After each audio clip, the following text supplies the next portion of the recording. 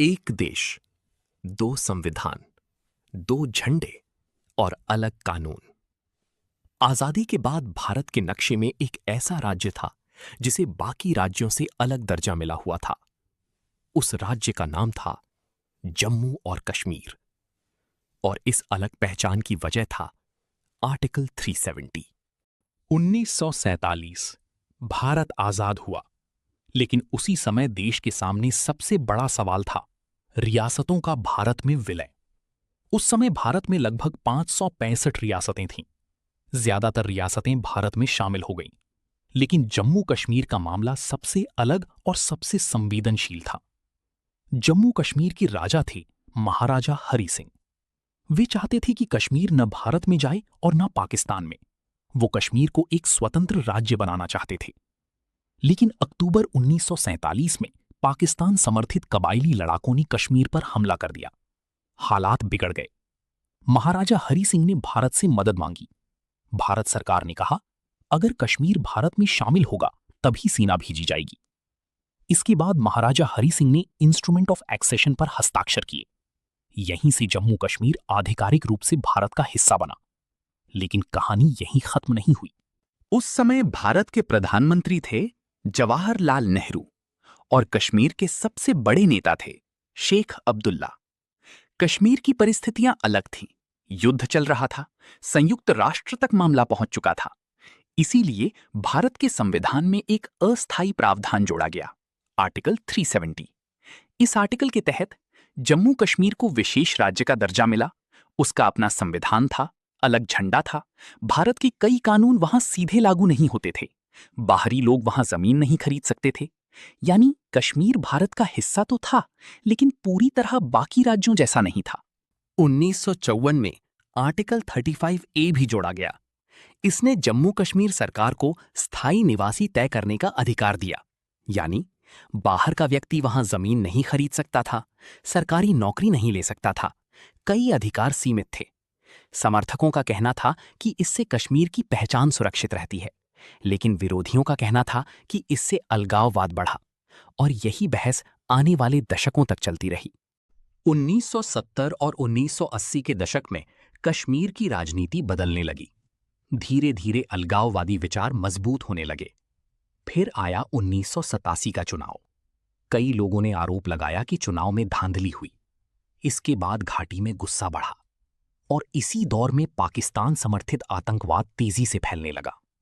1990 तक हालात बेहद खराब हो चुके थे। हजारों कश्मीरी पंडितों को घाटी छोड़नी पड़ी। हत्या, धमकी और आतंक का दौर शुरू हो चुका था। भारत सरकार ने भारी सैन्य तैनाती की। एफ्स्पा जैसे कानून लागू हुए। कश्मीर अब सिर्फ राजनीतिक मुद्दा नहीं रहा, ये भारत की राष्ट्रीय सुरक्षा का सबसे बड़ा सवाल बन चुका था। इसी दौरान भारतीय जनता पार्टी लगातार आर्टिकल 370 हटाने की मांग करती रही। बीजेपी का तर्क था, एक देश में दो संविधान नहीं चल सकते। श्यामा प्रसाद मुखर्जी का प्रसिद्ध नारा था, एक देश में दो विधान, दो प्रधान और दो निशान नहीं चलेंगे। यही विचार आगे चलकर बीजेपी की मुख्य विचारधारा बन गया। 2014 भारत की राजनीति बदल चुकी थी। नरेंद्र मोदी प्रधानमंत्री बने और अमित शाह बीजेपी के सबसे बड़े रणनीतिकार बनकर उभरे। बीजेपी ने अपने चुनावी घोषणा पत्र में साफ लिखा था, आर्टिकल 370 हटाया जाएगा। लेकिन ये इतना आसान नहीं था। आर्टिकल 370 हटाने के लिए संवैधानिक प्रक्रिया बेहद जटिल थी। क्यों? क्योंकि आर्टिकल 373 के अनुसार इसे हटाने के लिए जम्मू कश्मीर की कंस्टिट्यूएंट असेंबली की सिफारिश जरूरी थी। लेकिन वो कंस्टिट्यूएंट असेंबली 1957 में ही खत्म हो चुकी थी। यानी कानूनी रास्ता लगभग बंद नजर आता था। लेकिन बीजेपी ने एक अलग रास्ता खोजा। 2018 में जम्मू कश्मीर में राजनीतिक संकट पैदा हुआ। सरकार गिर गई और राज्य में गवर्नर्स रूल लगा। बाद में वहां प्रेसिडेंट्स रूल लागू कर दिया गया। अब राज्य की शक्तियां सीधे केंद्र सरकार के हाथ में थीं। यही वो मोड़ था जिसने बीजेपी को संवैधानिक मौका दिया। 5 अगस्त 2019, वो दिन जिसने इतिहास बदल दिया। 5 अगस्त 2019 सुबह के करीब 11 बजे भारत की संसद में ऐसा फैसला लिया जाने वाला था जो आने वाले दशकों तक इतिहास की किताबों में लिखा जाता। लेकिन इस फैसले से पहले पूरा कश्मीर मानो थम चुका था। कुछ दिन पहले से ही घाटी में भारी सुरक्षा बल तैनात किए जा चुके थे। हजारों अतिरिक्त सैनिक कश्मीर भेजे गए। अमरनाथ यात्रा अचानक रोक दी गई। पर्यटकों को घाटी छोड़ने के निर्देश दिए गए। इंटरनेट सेवाएं बंद कर दी गईं। फोन लाइनें ठप कर दी गईं। स्कूल और कॉलेज बंद हो गए। 5 अगस्त 2019 की सुबह गृह मंत्री अमित शाह राज्यसभा में पहुंचे। पूरा सदन तनाव से भरा हुआ था। और फिर अमित शाह ने वो घोषणा की जिसने पूरे देश को चौंका दिया। सरकार आर्टिकल 370 को हटाने का प्रस्ताव लाती है। सदन में शोर गूंज उठा। कुछ सांसद मेज थपथपाने लगे, कुछ विरोध में खड़े हो गए। लेकिन सरकार अपना फैसला ले चुकी थी। अब सबसे बड़ा सवाल था, ये हुआ कैसे?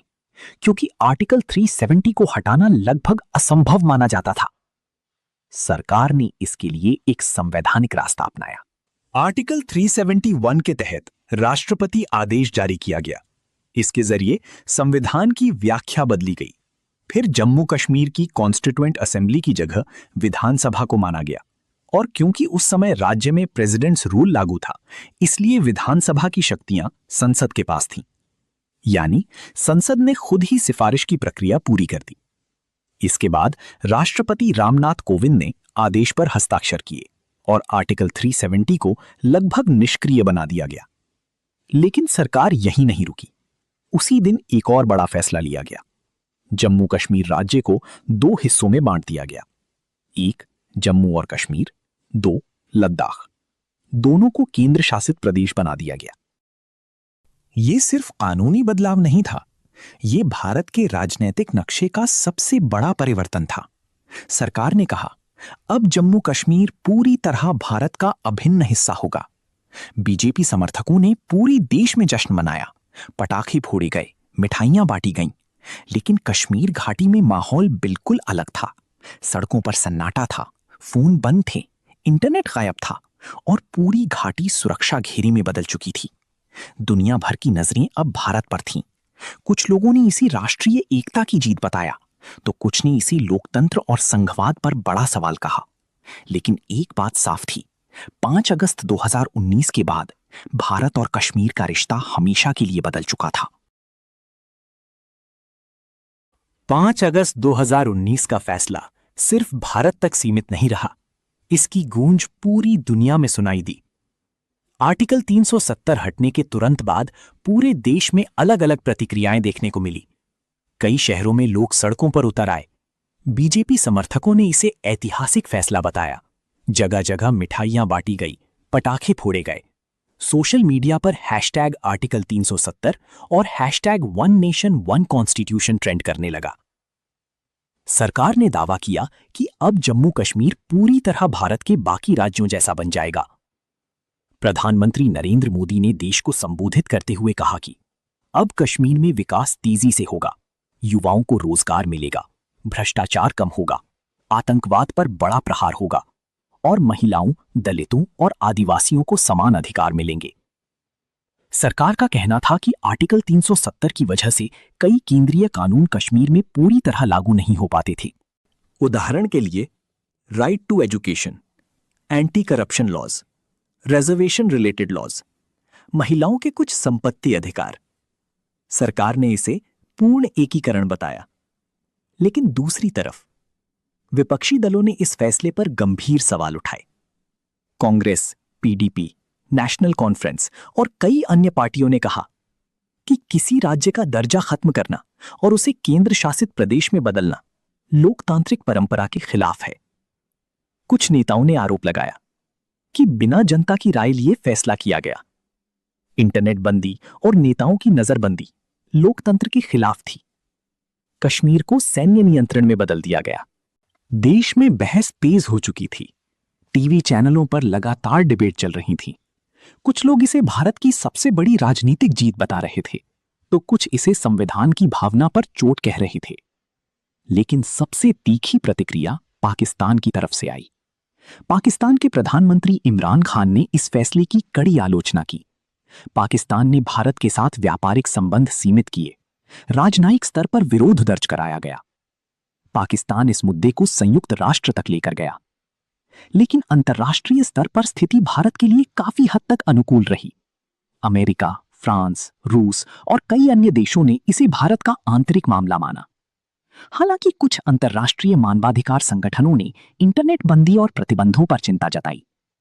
संयुक्त राष्ट्र में भी इस मुद्दे पर चर्चा हुई, लेकिन कोई बड़ा अंतर्राष्ट्रीय हस्तक्षेप नहीं हुआ। भारत सरकार लगातार यही कहती रही कि यह फैसला देश की सुरक्षा और विकास के लिए जरूरी था। उधर कश्मीर घाटी में धीरे धीरे हालात सामान्य करने की कोशिश शुरू हुई।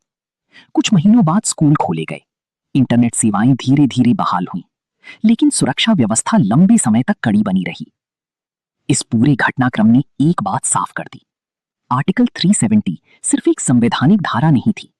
ये भारत की राजनीति, राष्ट्रीय सुरक्षा, लोकतंत्र और पहचान से जुड़ा सबसे बड़ा मुद्दा बन चुका था। आर्टिकल 370 हटने के बाद सबसे बड़ा सवाल यही था, क्या सच में कश्मीर बदल गया? 5 अगस्त 2019 के बाद जम्मू कश्मीर में कई बड़े प्रशासनिक और कानूनी बदलाव शुरू हुए। अब भारत का संविधान पूरी तरह जम्मू कश्मीर पर लागू हो चुका था। वे सभी केंद्रीय कानून जो पहले सीमित रूप से लागू होते थे, अब सीधे लागू होने लगे। सरकार ने दावा किया कि इससे विकास की रफ्तार बढ़ेगी, निवेश आएगा, रोजगार पैदा होंगे और आतंकवाद कमजोर पड़ेगा। इसके बाद जम्मू कश्मीर में नई नीतियां लागू की गईं, नई डोमिसाइल पॉलिसी लाई गई, जमीन खरीदने से जुड़े नियम बदले गए। केंद्र सरकार ने कई विकास परियोजनाओं की घोषणा की। नई सड़कें, टनल, रेलवे प्रोजेक्ट और पर्यटन को बढ़ावा देने के लिए बड़े अभियान शुरू किए गए। सरकार के अनुसार पर्यटकों की संख्या में भारी बढ़ोतरी हुई, कई इलाकों में हिंसा कम हुई, स्थानीय चुनाव सफलतापूर्वक कराए गए, पंचायत और जिला विकास परिषद चुनावों में लोगों ने हिस्सा लिया। धीरे धीरे सरकार ये संदेश देना चाहती थी कि कश्मीर अब सामान्य हो रहा है। लेकिन दूसरी तरफ आलोचनाएं भी लगातार जारी रहीं। कई मानवाधिकार संगठनों ने आरोप लगाया कि लंबे समय तक इंटरनेट बंद रखा गया, पत्रकारों की गतिविधियों पर निगरानी बढ़ी, राजनीतिक नेताओं को महीनों तक नजरबंद रखा गया। कुछ कश्मीरी नेताओं का कहना था कि राज्य का दर्जा छीनकर लोगों की राजनीतिक पहचान कमजोर कर दी गई। हालांकि केंद्र सरकार लगातार कहती रही कि ये कदम आतंकवाद और अलगाववाद खत्म करने के लिए जरूरी था। समय के साथ सुरक्षा हालात में बदलाव देखने को मिला। सरकारी आंकड़ों के अनुसार आतंकवादी घटनाओं में कमी आई, सीमा पार घुसपैठ कम हुई, पर्यटन और निवेश बढ़ा। लेकिन कई विशेषज्ञ मानते हैं कि कश्मीर का मुद्दा सिर्फ सुरक्षा नहीं, बल्कि भावनाओं, पहचान और राजनीति से भी जुड़ा हुआ है। फिर आया दिसंबर 2023, जब सुप्रीम कोर्ट ने आर्टिकल 370 हटाने के फैसले पर अपना ऐतिहासिक फैसला सुनाया। सुप्रीम कोर्ट ने कहा, आर्टिकल 370 एक अस्थायी प्रावधान था। कोर्ट ने केंद्र सरकार के फैसले को संवैधानिक माना। यह फैसला केंद्र सरकार के लिए एक बड़ी कानूनी जीत माना गया। आज 5 अगस्त 2019 के कई साल बाद भी आर्टिकल 370 भारत की राजनीति का सबसे चर्चित विषय बना हुआ है। कुछ लोग इसे भारत की पूर्ण एकता कहते हैं, तो कुछ लोग इसे संघवाद और लोकतंत्र पर बड़ा सवाल मानते हैं। लेकिन एक बात तय है, आर्टिकल 370 हटाने का फैसला आधुनिक भारत के इतिहास का सबसे बड़ा राजनीतिक और संवैधानिक परिवर्तन बन चुका है। और शायद आने वाली कई दशकों तक इस फैसले पर बहस जारी रहेगी, क्योंकि कश्मीर सिर्फ जमीन का टुकड़ा नहीं, बल्कि इतिहास, राजनीति, भावनाओं और पहचान की सबसे जटिल कहानी है। अगर आपको वीडियो पसंद आया हो तो वीडियो को लाइक और शेयर करें और चैनल को सब्सक्राइब करें। जल्दी मिलते हैं ऐसे ही नई इंटरेस्टिंग वीडियोस के साथ। अगर आपका कोई फेवरेट टॉपिक हो तो कमेंट में जरूर बताएं।